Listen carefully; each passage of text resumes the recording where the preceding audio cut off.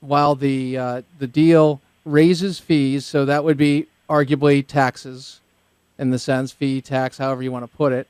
They're going to be subject to paying more, and that would be the American taxpayer.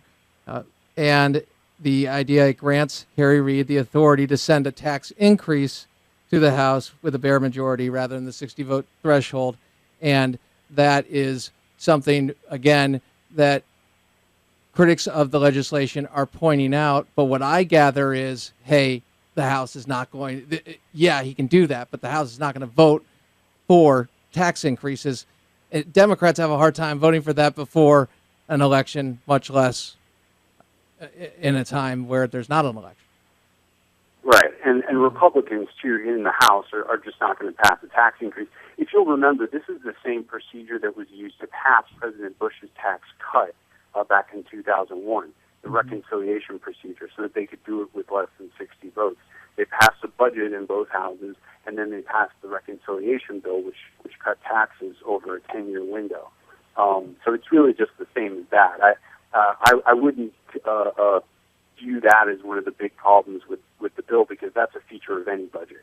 All right. So in overall, you're saying this is not a victory. Don't put lipstick on the pig, but also it's not catastrophic, because we hear from the likes of David Stockman, who in cut 6, I believe, is making a comment to Rick Santelli about this deal, a man who served in the Reagan administration, as you well know. And here's what he had to say about the deal. Roll it. Well, first, let's be clear. It's a joke and a betrayal. It's the final surrender of the House Republican leadership to beltway politics and to kicking the can and ignoring this budget monster that's hurtling down the road. They're busting the caps, and it's totally unnecessary. It's going to add $70 billion to spending this year and next year, and then they're going to pretend to save it in 22 and 23, way down the road. They've not only kicked the can down the road, they've kicked it into low Earth orbit. You mentioned kicking the can, but is he overstating things? Well, yes and no. I mean, look, as far as the numbers go and stuff, it's not that big a deal. But here's where he's right. Sequestration is like the greatest accomplishment of the Republican House, period. Mm-hmm. This was the biggest thing they were able to accomplish by getting the government to actually cut spending. It's been decades. I think it was the last time actual, dollar spending went down from one year to the next was immediately after the Korean War. So it's been a really long time since they actually got the amount of government outlays to go down.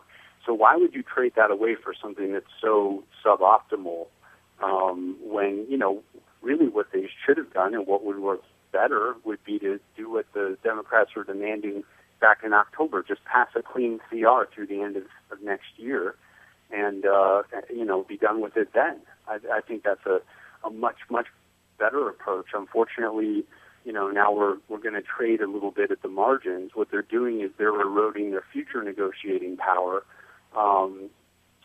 If there was ever any hope of getting entitlement reforms or tax reforms of some kind through a budget deal that involves sequestration, that seems to be gone now. But it's not all Boehner's fault, and it's not all Ryan's fault. It's also the fault of the folks who wanted to shut the government down in October, because that pretty much destroyed the plans that Boehner had for how to negotiate with sequestration.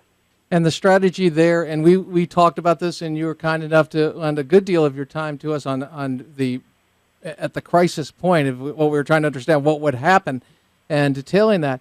But the idea there was, as the government shut down, that it was a fluid situation in the sense that you could get more Republicans on board and maybe unify the Republican Party. That never happened. In fact, you had the likes of John McCain and others who were getting opposition research on Republicans. I don't know if it was John McCain. My apologies. Were giving opposition research to news organizations about fellow Republicans. Well, the problem with that whole fiasco was that there was never any way to defund Obamacare. They didn't have a viable plan. I mean, they were sort of like, we're going to, rob the bank, and they don't know how to open the vault, and they don't have any weapons, and they don't, if you want to use that analogy. And the people who said that's a crazy plan, that's ridiculous, at the time were ignored. And it didn't help really that John McCain was one of them, because, a lot of people who would, instinctively go along with something like that and who like Cruz and who are conservative, when they see John McCain against something, they think probably I should be for it. There's just the problem is that he happened to be right in this particular situation. And, we're seeing the consequences now. That whole thing was an exercise in futility. And now you see the Republicans on the Hill are negotiating from a weaker point to begin with. So, a lot of people accuse Republicans of negotiating with themselves, where you start off by giving up a little bit in hopes that the other guy will, and then he doesn't, and then you end up with a worse deal. Well, in this case, they kind of did the opposite, but with the same effect. They went to such extremes over a battle they couldn't win that ultimately they had no chance to, they didn't have a really good chance of negotiating well when this deal finally came up, where really a better deal might have been possible otherwise. Very interesting. And again, looking at it from the outside, I think making the stand, trying to get people on board and fighting it, and the way it was done and pointing out the fact, but I understand the political realities of this and the lens that so many people look through, and I understand the defunding mechanism's not there, and if you can't really point to that, there's an argument to be made, certainly, that buffers yours. Nonetheless, we are where we are now, and the focus, at least for a couple days, is going to be the split between the Republican Party, between the conservatives, to Tea Party conservatives, to the more establishment, arguably moderate and conservatives, part of that. And it seems to me that this is where leadership really needs to take over and say, hey, look, we're all on the same team. Let's expose Obamacare, and let's focus in on the fact that whether you like the deal or not, you can vote for it whatever one way or another. It looks like it's going to pass it, and you can tell me otherwise. Let's keep our focus, and let's observe Ronald Reagan's rule. Is that even possible? Well, yeah, I think that there is, a chance here, just because this isn't. You can tell that this hasn't got the same kind of. The opposition to this hasn't got the same kind of push, and you're not seeing the same kind of ferocious, intervention by outside groups on the Hill to scotch this deal. So, the vote is taken. It's done. They passed it through the House. That's the easy part. Now it'll go through the Senate, and they'll be done with it. And that's obviously, again, it's not a good thing, but I think there's also kind of a recognition that this isn't the end of the world. The dollar amounts here aren't that big. It may end up looming large in some primary campaigns, but my guess is, and this usually does happen, my guess is that most of the Republicans who would be in danger will vote against it anyway, because they have that luxury. They're popular in their district or their state. They're popular with the base, and they feel like they're confident enough that they can explain what they're doing, then they'll vote for it. But otherwise, they'll vote against it if they feel like they're endangered at all.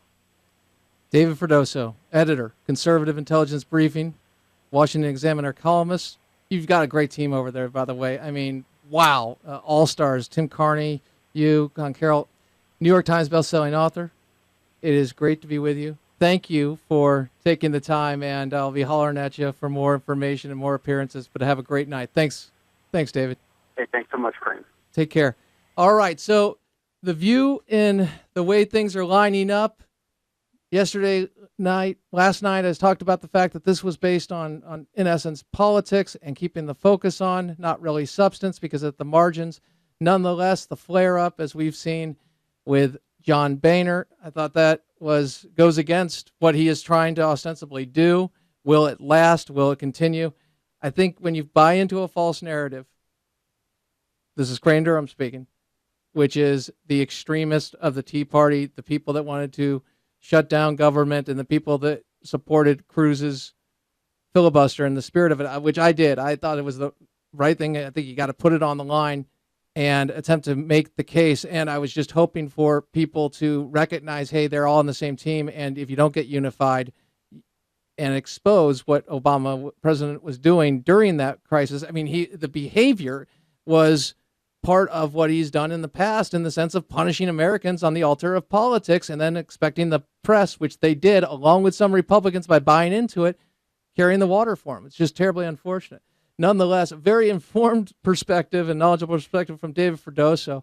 And the point on Harry Reid and being able to do that, it is something, obviously, that always has to go back to the House in some way for the increase to pass, but that makes it easier, and that's what's a part of getting these things in and being able to push them and to put Republicans on potentially the defensive to do that, talking about the tax increase and the simple majority to send it to the House. Now, spending bills start in the House, just be clear. We're out of time tonight. I'm sorry, but I got to say this. Live with honor in your life, compassion in your heart. Remember to always keep the faith. This is a buffet. You can take it or leave it. I'm a disciple in progress, doing the best I can with my shaped head.